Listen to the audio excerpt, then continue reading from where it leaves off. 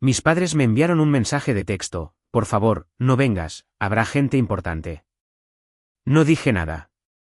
Entonces mi abuela llamó, aterrorizada: las noticias son sobre ti, y todo el mundo aquí está preguntando. Susurró: por favor. Ven ahora. Tu mamá está a punto de...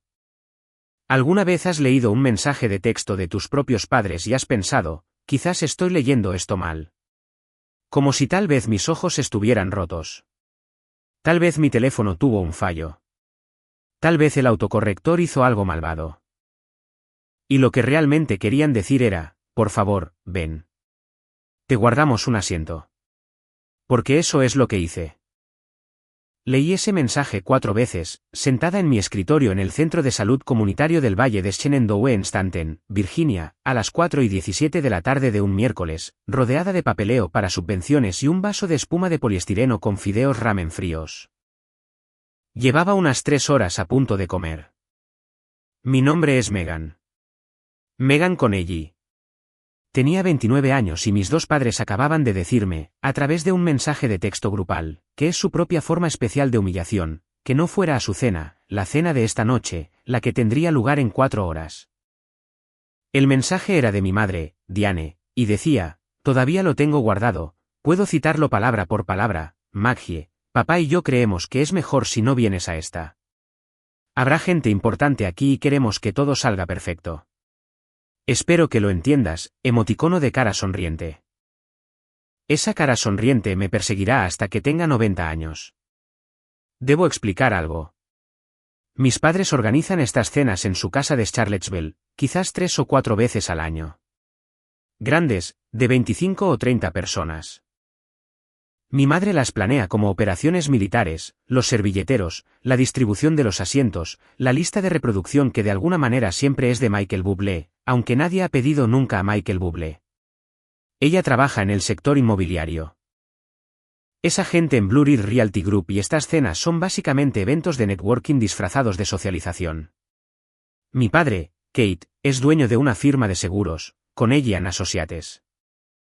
Así que, entre los dos, la lista de invitados siempre es una mezcla de clientes, prospectos y gente a la que quieren impresionar. Y aparentemente, yo no formaba parte de esa impresión. Ahora, déjenme aclarar algo. No estaba sentada en mi escritorio a las 4 de la tarde de un miércoles porque no tuviera otro lugar donde estar. Quiero decir, tampoco tenía otro lugar donde estar, pero eso no viene al caso. Estaba allí porque 6 personas de mi equipo estaban a punto de perder sus trabajos. A nuestro programa pediátrico le quedaban 90 días para cerrar. Había pasado las últimas 11 semanas escribiendo y reescribiendo una solicitud de subvención federal de 147 páginas, con 3 rondas de revisiones, una de las cuales hice a las 2 de la madrugada mientras comía cheerios secos directamente de la caja. Como una especie de mapache salvaje en ropa de oficina. Mi apartamento era un apartamento de un dormitorio encima de la tienda de reparación de aspiradoras Donaldson's en Beverly Street. $840 al mes, recientemente subido a $1,500, lo cual mi casero anunció con una nota adhesiva pegada a mi puerta. Una nota adhesiva. El hombre ni siquiera pudo gastar en una hoja de papel completa. Conducía un Kia Forte de 2016 con una fuga lenta de aceite. Seguía diciendo: lo arreglaré con el próximo sueldo, una frase que he estado usando durante unos 14 meses. Tenía $67,200 en préstamos estudiantiles de la Universidad James Madison, donde obtuve un título en salud pública que mi madre una vez describió a un vecino como algo así como voluntariado, pero con papeleo. Algo así como voluntariado con papeleo. Esa es su opinión sobre mi carrera. Mientras tanto, mi hermano mayor, Todd Connelly, de 33 años, gerente de cuentas en la firma de seguros de papá. Todd no solo estaba invitado a esta cena. Todd probablemente ya estaba planchando su chaqueta deportiva, preparándose para estrechar manos, siendo presentado por nuestro padre con su título de trabajo completo, como si lo estuvieran nominando para un puesto en el gabinete cada vez. He oído esa presentación tantas veces que podría recitarla en sueños. Probablemente lo he hecho. Todd recibió $45,000 de nuestros padres el año pasado para el pago inicial de una casa en Crozet. $45,000. Me enteré en Acción de Gracias cuando su esposa Kelsey mencionó su nueva isla de cocina y mi madre dijo algo sobre querer asegurarse de que empezaran con buen pie. Yo estaba sentada allí mismo, con mi deuda de 67.000, comiendo relleno. Nadie siquiera me miró. Así que ese miércoles, cuando recibí ese mensaje, puse mi teléfono boca abajo en mi escritorio y me quedé mirando la pared durante un rato. Había una mancha de agua en la loseta del techo sobre mi ordenador que se parecía un poco a Florida. Llevaba 2 años mirando esa mancha. Nunca se pareció a nada más. Siempre Florida. No lloré. Todavía no. Eso vino después. Lo que pasa con ser el hijo invisible en tu familia es que no sucede de repente. Nadie te sienta y te dice, oye, hemos decidido querer más a tu hermano. Son 1000 pequeños momentos a lo largo de 29 años. Y para cuando te das cuenta del patrón, ya has construido toda tu personalidad en torno a él. Yo era la hija fácil, la tranquila. Megan saca buenas notas. Megan no causa problemas. Megan puede entretenerse sola. ¿Saben en qué se traduce eso en una familia como la mía? Megan no necesita nada. Megan está bien. Centrémonos en Todd porque Todd necesita un tutor. Todd necesita nuevo equipo de lacrosse. Todd necesita un coche para la universidad. Todd necesita un préstamo para ese viaje a Cancún que simplemente tiene que hacer con sus hermanos de fraternidad porque, y cito a mi madre aquí, la creación de contactos empieza pronto. Creación de contactos. El hombre fue a Cancún y volvió con una quemadura de sol y un tatuaje de una piña en el tobillo. Increíble creación de contactos. Yo recibí una calculadora gráfica de segunda mano para mi graduación, lo cual, está bien, no estoy llevando la cuenta. Excepto que obviamente sí, porque aquí estoy contándoselo. Así que claramente estoy llevando una cuenta muy detallada en una hoja de cálculo mental que nunca borraré. Su nombre. De acuerdo, voy a usar su nombre real, Todd. Porque, honestamente, a estas alturas, no se merece uno falso. El patrón empeoró después de la universidad. Todd se mudó de nuevo a Charlottesville, aceptó el trabajo en la firma de papá, se casó con Kelsey, compró la casa con los 45.000 de mamá y papá. Yo me mudé a Stanton, 45 minutos al oeste, que bien podría ser otro planeta en la mente de mi madre. Me contrataron en el centro de salud comunitario y empecé a reducir mis préstamos. Un pago mínimo de $387 al mes, que básicamente cubre los intereses y una ligera sugerencia de que el capital podría disminuir algún día, quizás si tengo suerte y también soy inmortal. Mi madre visitó mi apartamento una vez. Entró, miró a su alrededor y dijo que era acogedor. Luego pasó 20 minutos preguntando si la tienda de aspiradoras de abajo era segura. Es una tienda de reparación de aspiradoras, mamá. Lo más peligroso que hay ahí es una Dyson con una correa suelta. Nunca volvió. Mientras tanto, publicaba fotos de la casa de Todd y Kelsey en Facebook con leyendas sobre lo orgullosa que estaba de su chico y su hermosa casa. $45.000 de orgullo, aparentemente. Pensé en comentar algo honesto, pero no lo hice porque me criaron para ser educada y también porque mi madre me habría bloqueado y entonces no tendría nada que mirar obsesivamente a medianoche. Pero aquí está la parte que realmente importa. En la clínica, las cosas se estaban desmoronando. Nuestro programa pediátrico atendía a unos 300 niños al año. Exámenes dentales, evaluaciones de desarrollo, asesoramiento nutricional, el tipo de cosas que no suenan glamorosas, pero que evitan que los niños se queden atrás. Y la financiación federal que pagaba 6 de nuestros puestos de personal expiraba en 90 días. Si no conseguíamos nuevo dinero, esas 6 personas, 3 enfermeras, un dentista pediátrico que venía desde Harrisonburg, un trabajador social y nuestro coordinador de admisiones, se iban. El programa se cerraba. Mi jefa, Renata Ostrowski, me llamó a su oficina en enero y me habló de una subvención de la HRSA, Alcance de Salud Rural, Expansión Pediátrica, 2.3 millones en 4 años. Quería que yo escribiera la solicitud. Recuerdo que parpadeé mirándola. Dijo que yo era la mejor escritora del personal y que conocía el programa a la perfección. La fecha límite era el 11 de abril. Esas fueron 11 semanas de mi vida. 11 semanas de tablas de datos, evaluaciones de necesidades comunitarias, narrativas de presupuesto, cartas de apoyo de pediatras locales, revisión tras revisión. Renata editó cada borrador. Pasamos por 3 reescrituras completas. Me perdí la cena de cumpleaños de un amigo. Me salté 2 cambios de aceite, lo que en el caso del Kia Forte es básicamente una sentencia de muerte. Comí más fideos ramen en vaso de espuma de poliestireno de lo que cualquier ser humano debería consumir en un año calendario. Y durante todo ese tiempo, las 11 semanas enteras, no se lo dije a mis padres. No porque lo estuviera ocultando, sino porque nunca preguntaron qué estaba haciendo. Ni una sola vez. Mi madre llamó 2 veces durante ese periodo. Una para recordarme el cumpleaños de Todd y otra para preguntarme si todavía tenía la receta de pan de maíz de la abuela Vivian, porque la necesitaba para una cena. ¿Una cena? Dejaré que esa ironía se asiente. Ese mensaje de texto del miércoles por la tarde. Gente importante, que todo salga perfecto. No fue una sorpresa. Esa es la peor parte. Ni siquiera fue la primera vez. Solo fue la primera vez que lo pusieron por escrito. Esto es lo que pasa con ese miércoles. Ya era el día más importante de mi vida profesional antes de que mis padres lo arruinaran.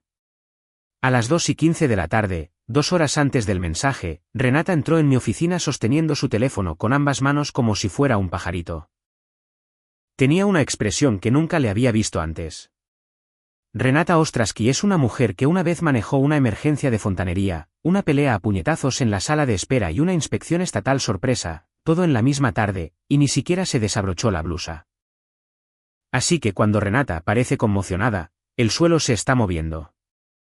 Me dijo que la habíamos conseguido.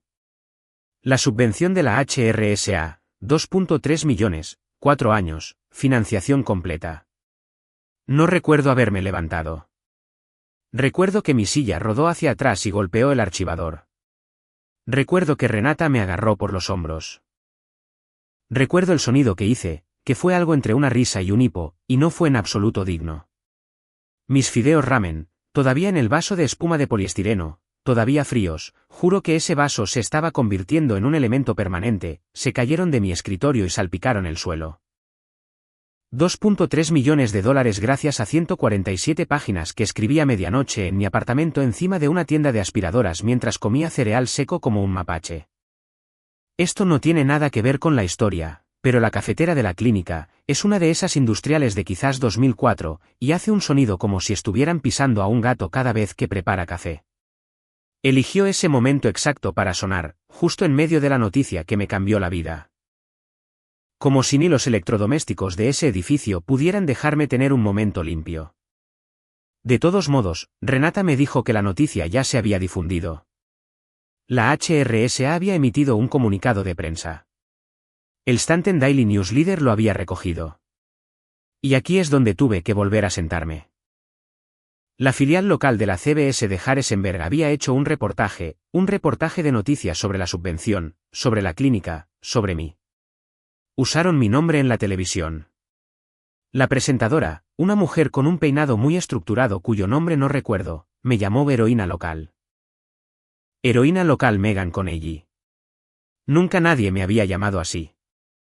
Mi madre una vez me llamó ingeniosa. ¿Qué es lo que dices de alguien que se las arregla para arreglar un grifo que gotea con cinta adhesiva? No de alguien de quien estás orgulloso. Renata me mostró el clip en su teléfono. Allí estaba yo. Bueno, una foto mía del sitio web de la clínica, que fue tomada hace 2 años y en la que tengo una extraña expresión de entrecerrar los ojos, pero aún así, en la televisión de verdad.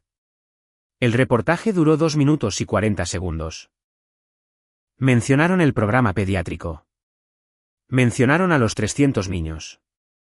Mencionaron los 6 empleos salvados y mencionaron mi nombre 2 veces. Lo vi 3 veces seguidas. Renata me dejó. Luego me preguntó si se lo había contado a mi familia y yo simplemente la miré. Había trabajado conmigo el tiempo suficiente. Sabía que no lo habría hecho y sabía por qué. Le dije que lo verían. Alguien lo vería. 2 horas después recibí el mensaje de mi madre diciéndome que no fuera a la cena. 2 horas. Había estado disfrutando del resplandor de la mejor noticia de mi carrera, y mis padres estaban al otro lado de la ciudad asegurándose de que yo no estuviera allí para avergonzarlos delante de sus clientes inmobiliarios y prospectos de seguros. Me quedé en la clínica hasta casi las 7. No sabía qué más hacer conmigo misma. El edificio estaba vacío. Reorganicé el armario de suministros porque necesitaba hacer algo con mis manos que no implicara lanzar mi teléfono contra una pared. Luego, a las 8:41 de la tarde, recuerdo la hora exacta porque estaba en mi coche, aparcada fuera de mi apartamento, mirando la tienda de aspiradoras cerrada. Mi teléfono sonó. La abuela Vivian. Su voz hacía esa cosa que hace cuando intenta mantener la calma, pero su presión arterial no está de acuerdo. Me dijo que el reportaje de noticias sobre mí y la subvención lo estaban poniendo en la televisión en la cena. Alguien lo había buscado en su teléfono y lo había puesto en la pantalla grande del salón. Todo el mundo lo estaba viendo. Se me encogió el estómago. Entonces Vivian dijo, y su voz se volvió muy baja, que mi madre estaba a punto de levantarse y atribuirse el mérito, que ya había empezado a decir a la gente que ella me animó a dedicarme a la salud pública. Que ella me ayudó a escribir la subvención. No podía respirar. La abuela dijo que todo el mundo preguntaba dónde estaba. Mi madre les había dicho que no podía venir por trabajo, un miércoles por la noche a las 8:41 de la tarde. Me dijo que viniera ahora, antes de que Diane reescribiera toda la historia.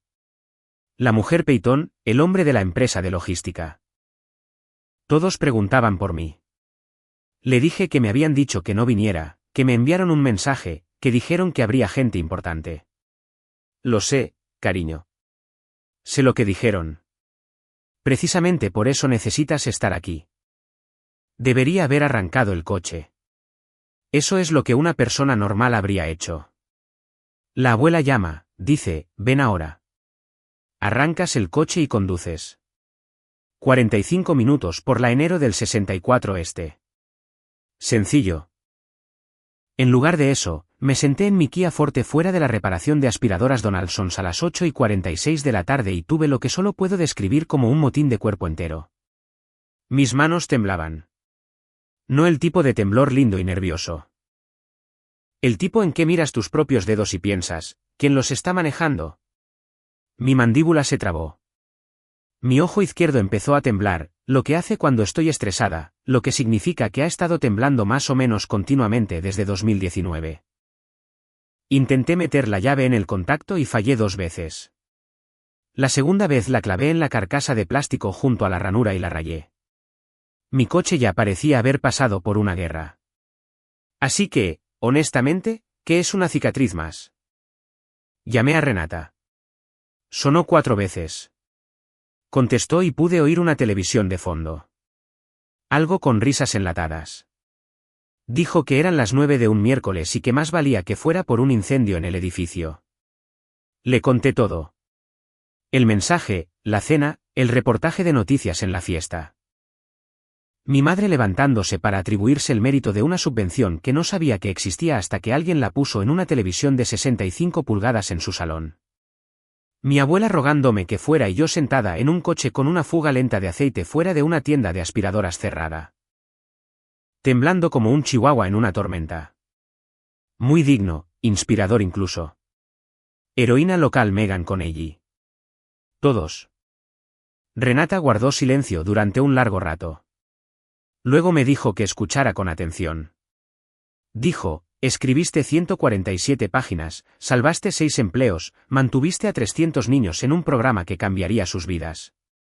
Tu cara salió en las noticias. Y mi madre estaba de pie en una habitación llena de gente en ese mismo momento fingiendo que tuvo algo que ver con ello. Me dijo que me limpiara la cara. Sabía que necesitaba limpiármela y tenía razón. Arranca el coche y conduce a Charlottesville. Dijo que cuando entrara por esa puerta, no iba a gritar, no iba a llorar. Iba a quedarme allí y ser exactamente quien era. La mujer que escribió esa subvención. No la hija de Diane, no la hermana de Todd, la mujer que hizo el trabajo. Le pregunté qué debía hacer si vomitaba. Entonces vomita en los arbustos como una profesional y entra de todos modos.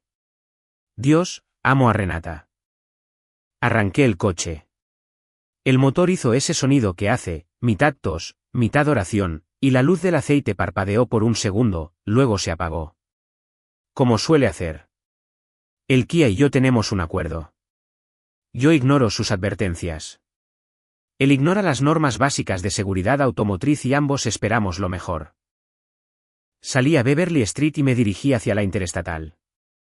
45 minutos. Tenía 45 minutos para decidir qué iba a decir, qué iba a hacer, cómo iba a entrar en esa casa sin romper a llorar o volcar una mesa.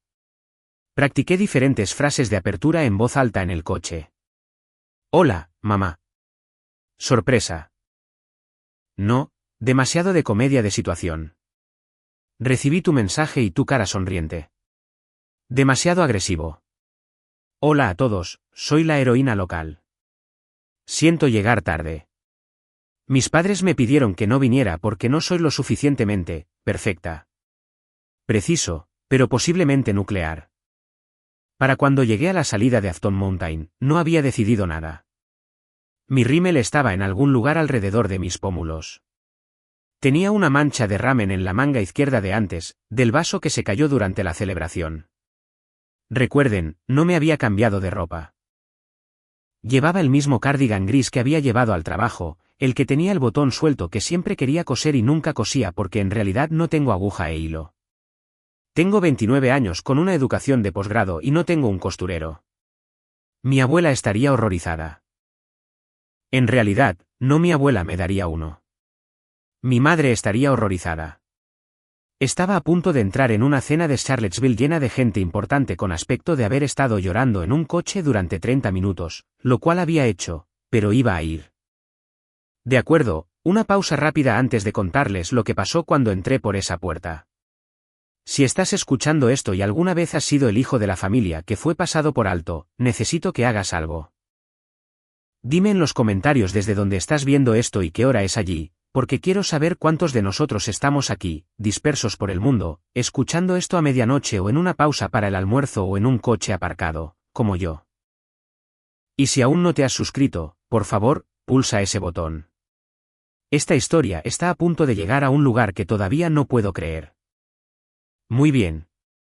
La casa de mis padres es una casa colonial de 4 dormitorios en Huntington Road, a 2 manzanas de un club de golf privado al que no pertenecen, pero que les gusta mencionar en las conversaciones. El camino de entrada estaba lleno cuando llegué. Una fila de Audis y Lexus, y un enorme Suburban negro que parecía pertenecer a un destacamento del servicio secreto, pero que probablemente era de alguien que vende equipos médicos. Mi Kia Forte, con su conductora manchada de aceite y manga de ramen, y el misterioso arañazo en la carcasa del contacto, encajaba perfectamente, como una paloma en una convención de cisnes. Me senté en el coche un minuto más, me limpié debajo de los ojos con una servilleta de gasolinera que encontré en la consola central. Salí. Llegué al porche delantero. La puerta estaba ligeramente abierta. Podía oír voces dentro, ese murmullo de cena de gente que ha tomado 2 copas de vino y finge que le importan las renovaciones de la cocina de los demás. Alargué la mano hacia el pomo y entonces mi madre se materializó. No sé cómo lo supo. Quizás vio los faros. Quizás tiene una especie de radar para las cosas que amenazan sus veladas cuidadosamente construidas. Pero allí estaba, saliendo al porche con un blazer azul marino de talvets y perlas. Perlas de verdad. Cerrando la puerta detrás de ella para que nadie dentro pudiera oír. Me agarró del brazo. No un abrazo, un agarre. Justo por encima del codo, tan fuerte que sentí cada dedo individualmente. Me preguntó qué estaba haciendo allí. Le dije que la abuela llamó. Algo cambió en la cara de Diane. No culpa. Diane con ella y no siente culpa. Más bien un recálculo, como un ordenador ejecutando un nuevo escenario. Luego se inclinó y me dijo, con esa voz que usa cuando sonríe por fuera y amenaza por dentro, que todos habían visto el reportaje, que pensaban que ella y papá estaban muy orgullosos de mí. Y lo estaban. Por supuesto que lo estaban. Luego lo expuso. Iba a entrar, sonreír, dejar que me presentara y seguir el juego. Lo dijo así tal cual. ¿Seguir el juego? ¿Seguir el juego de qué? La versión de mi vida que ella había inventado, la versión en la que me animó a dedicarme a la salud pública, donde me ayudó a escribir la subvención. Estaba de pie en el porche de una casa a la que me habían dicho que no fuera, y mi madre me estaba dando instrucciones de escena. Sé lo que están pensando. Simplemente vete. Da la vuelta, vuelve al Kia, conduce los 45 minutos a casa y déjala tener su pequeña actuación. Créanme, cada músculo de mi cuerpo votaba sí a ese plan. Pero antes de que pudiera responder, abrió la puerta y me empujó adentro. No con delicadeza, un empujón de agente inmobiliario. Del tipo que usa para empujar a los clientes a través de una puerta principal cuando las fotos del anuncio eran más generosas que la propiedad. El pasillo olía a romero y a velas caras. Podía ver el salón a través del arco. Grupos de personas, copas de vino, una tabla de quesos del tamaño de una mesa de juego, y luego una mano en mi hombro, pesada. Mi padre, Kate Connelly, 61 años, 1,85 metros, con una chaqueta de cuadros y una sonrisa que reserva para los clientes y la gente de la que necesita algo. Me arrinconó en el hueco del pasillo junto al armario de los abrigos, fuera de la vista del salón. Me dijo que no sabía por qué estaba allí, pero que quería decirlo una vez. No nos avergüences. No esta noche. Dijo que tenía a Dennis Weaver de Orion Logistics en esa habitación. $412,000 en primas anuales. Mi madre tenía a Joan Peyton. Me preguntó si entendía lo que estaba en juego. Le dije que acababa de conseguir 2.3 millones en financiación federal, que había salido en las noticias esa noche, en su salón. Se me quebró la voz, lo cual odié. Me miró como se mira a un niño que ha dicho algo técnicamente cierto pero inconveniente. Y me dijo que este no era el momento ni el lugar para hacer que se tratara de mí. Hacer que se tratara de mí. Escribí 147 páginas. Mi madre estaba dentro diciendo a la gente que ayudó y a mí me decían que no hiciera que se tratara de mí. Había terminado. Me estaba dando la vuelta. Mi mano estaba alcanzando la puerta principal. Mis llaves estaban en el bolsillo de mi cardigan, el del botón suelto. Y me iba. Iba a llorar todo el camino a casa y comer mantequilla de cacahuete del tarro y ver algo estúpido en la televisión y no volver a hablar con ninguna de estas personas nunca más. Y entonces, una voz desde la entrada del salón. Una mujer de unos 60 años, pelo plateado recogido, gafas de leer en una cadena alrededor del cuello, sosteniendo una copa de vino blanco. Preguntó si yo era Megan. Megan Connelly. Joan Peyton. Su rostro se iluminó. Realmente se iluminó. No del tipo actuado, del tipo real. Me dijo que su nieta Ellie estaba en nuestro programa pediátrico, el examen dental de la primavera pasada. Dijo que nuestro equipo detectó un problema que su dentista habitual pasó por alto. Habían estado hablando de la clínica desde entonces. Mi madre apareció detrás de Joan tan rápido que me sorprende que no dejara marcas de derrape en el parqué. Empezó a hacer lo suyo. Oh, Joan, veo que has encontrado a mi hija. Megan es tan dedicada. Vino directamente de la oficina. Ni siquiera pudo cambiarse. Ya sabes cómo es. Siempre trabajando. Joan sonrió a Diane, luego volvió a mirarme. Dijo que había unas 20 personas en esa habitación que querían conocer a la mujer de las noticias. Tomó mi mano suavemente, todo lo contrario a como mi madre me había agarrado del brazo, y me llevó al salón. 28 personas. Ese era el número de personas en el salón de mis padres ese miércoles por la noche. Conté más tarde porque mi cerebro hace eso. Se obsesiona con un número cuando todo lo demás es un caos. 28 personas, una tabla de quesos, 4 botellas de vino abiertas y un televisor muy grande montado sobre la chimenea donde, según me dijeron, mi cara había sido mostrada solo 40 minutos antes con las palabras heroína local debajo. Entré de la mano de Joan Peyton como una niña llevada al jardín de infancia, con un cardigan gris con un botón suelto y un rímel que había migrado a partes de mi cara que Dios nunca pretendió que el rímel alcanzara. Todas las cabezas se giraron y luego, aplausos, aplausos de verdad de extraños. En el salón de mis padres. Un hombre que nunca había conocido levantó su copa de vino. Una mujer cerca de la estantería señaló y dijo, ahí está. Como si fuera una celebridad llegando a un estreno y no una agotada joven de 29 años que había estado llorando en un Kia hace 40 minutos. Diane se movió rápido. Se posicionó a mi lado, físicamente a mi lado, hombro con hombro, una mano en mi espalda con la precisión de alguien que ha practicado poses para fotos inmobiliarias en un espejo, lo cual ha hecho. La he visto hacerlo. Empezó a proyectar esa voz de puertas abiertas, diciendo a la sala lo orgullosos que estaban ella y Kate, como siempre me había apasionado ayudar a la gente, que lo había sacado de ella, sinceramente. Ella siempre había dicho, devuelve a tu comunidad. Actuación estándar de Diane. Impecable. Joan Peyton cortó su discurso como un cuchillo a través de uno de esos quesos blandos y caros de la tabla.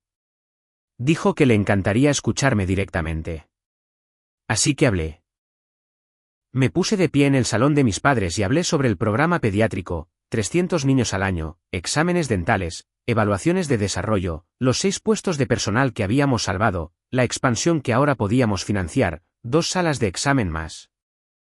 Una unidad móvil para el alcance rural, una asociación de educación nutricional con las escuelas primarias. Hablé durante quizás 3 minutos. No lo planeé. No lo ensayé. Simplemente hablé de aquello en lo que había invertido 11 semanas de mi vida, vertido en 147 páginas porque creía que importaba. Cuando terminé, Joan se giró hacia mi madre y dijo que debía estar muy orgullosa. Imaginaba que Diane estuvo allí mismo animándome durante todo el proceso. Diane sonrió radiante. Oh, absolutamente. Se lo dije desde el primer día, Meggie, esta es tu vocación. Joan asintió. Luego preguntó, y su voz seguía siendo cálida, todavía agradable. Pero había algo debajo, algo que una administradora escolar jubilada aprende tras 30 años de pillar a niños mintiendo. Si Diane sabía de la subvención antes de esta noche. La más mínima pausa, una fracción de segundo. La mayoría de la gente no lo notaría. Yo lo noté. La abuela Vivian, sentada en el sillón de orejas junto a la ventana con sus manos artríticas cruzadas en el regazo. Lo notó. Por supuesto, dijo Diane, hablábamos de ello constantemente. Joan inclinó la cabeza. Dijo que eso era interesante porque cuando el reportaje salió antes, Diane había preguntado quién era Megan Connelly y Kate había dicho. Joan lo recordaba porque pensó que era algo inusual de decir, que era la cosa de su hija, algo con una clínica. Dijo que no sonaba como alguien que hablaba de ello constantemente. La sala se quedó en silencio. No un silencio dramático de película. Un silencio real. De ese tipo en el que puedes oír el zumbido del refrigerador en la cocina y el teléfono de alguien vibrando en el bolsillo de su chaqueta. Diane se rió. Del tipo falso. Empezó a decir algo sobre estar distraída. Entonces la abuela Vivian habló desde el sillón de orejas. 79 años, manos artríticas, condujo ella misma desde Waynesboro esa noche. No levantó la voz. Nunca lo hace.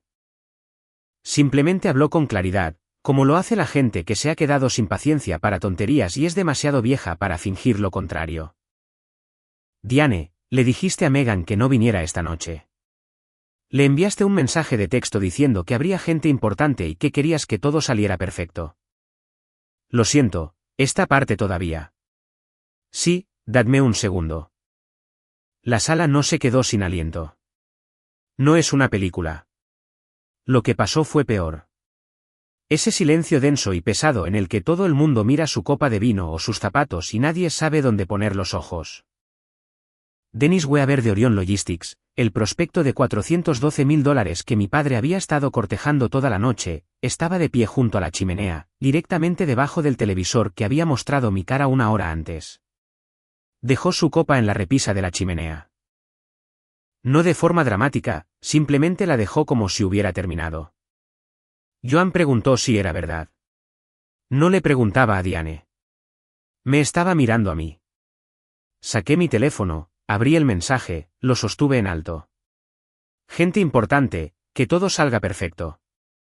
Espero que lo entiendas. Cara sonriente. Joan se quitó las gafas de leer, las de la cadena, y miró a Diane como una administradora escolar jubilada mira a un estudiante que acaba de ser pillado haciendo trampas. No con ira, con decepción, Del tipo que es mucho peor. Lo dijo en voz baja. La mujer que consiguió 2.3 millones de dólares para la atención médica infantil no era lo suficientemente perfecta para tu cena. Diane abrió la boca, la cerró, la volvió a abrir. Parecía un pez que ha sido sacado del agua y está tratando de recordar cómo funcionaba la respiración. Kate se adelantó, tratando de calmar las cosas. Dennis Weaver recogió su chaqueta. Dijo que había visto suficiente por esa noche. Le dijo a Kate que su asistente se pondría en contacto sobre la cuenta de Orión. O quizás no lo haría. Luego Dennis me estrechó la mano al salir. De verdad me estrechó la mano. Me dijo que el programa sonaba exactamente como lo que esas comunidades necesitaban. Joan Peyton me apretó el brazo suavemente, no como el agarre de mi madre, y me dijo que quería llevar a su nieta de vuelta a la clínica para un seguimiento. Luego hizo una pausa, miró a Diane, dijo que iba a poner su casa a la venta esta primavera, por 1.85 millones, y que trabajaría con una agencia diferente. Mi madre se quedó en el centro de su propio salón, rodeada de los servilleteros y la distribución de los asientos, y Michael Bublé, que todavía sonaba suavemente desde el altavoz en la esquina. Y por primera vez en mi vida, no tenía nada que decir. La abuela Vivian me acompañó a mi coche, lentamente porque sus rodillas ya no son lo que eran y el camino de grava le da problemas. Se aferró a mi codo todo el camino, no porque necesitara el apoyo, sino porque yo lo necesitaba. En el Kia, me dio una palmadita en la mejilla con su mano de papel y me dijo que me fuera a casa, durmiera un poco y arreglara esa fuga de aceite. Podía olerla. Conduje los 45 minutos de vuelta a Stanton con las ventanillas entreabiertas y la radio apagada. Aparqué en Beverly Street. Donaldson's estaba a oscuras. La farola sobre mi escalera parpadeaba como siempre. Encendida, apagada, encendida, como si no pudiera decidir si comprometerse. Me senté en la mesa de mi cocina. Había una taza en el escurridor. Solo una. La mía. El mostrador estaba limpio porque lo había limpiado esa mañana. Una costumbre que aprendí de Vivian, que siempre decía, un mostrador limpio significa que estás listo para lo que venga. No miré mi teléfono, ni para mensajes, ni para llamadas perdidas, ni para nada. La primera vez en tanto tiempo como puedo recordar.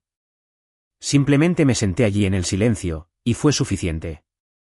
Gracias, en serio, desde el fondo de mi corazón, por quedarte conmigo durante esta historia. Significa más de lo que imaginas. Hay otra historia esperándote ahí mismo en tu pantalla. Haz clic en ella. Estaré aquí mismo.